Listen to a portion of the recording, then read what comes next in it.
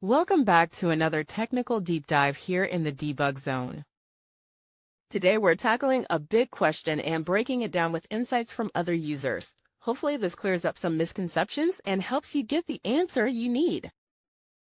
So buckle up, stay a little curious, and let's jump right in.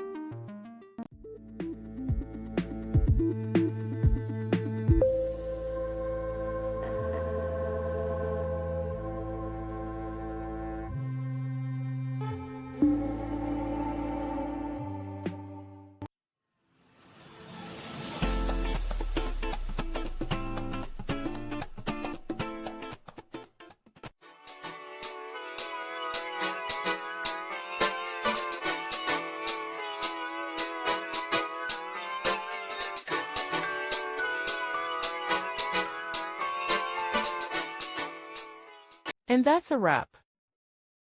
I hope you found the answer you were looking for. If you did, take a second to hit that subscribe button. It really helps out.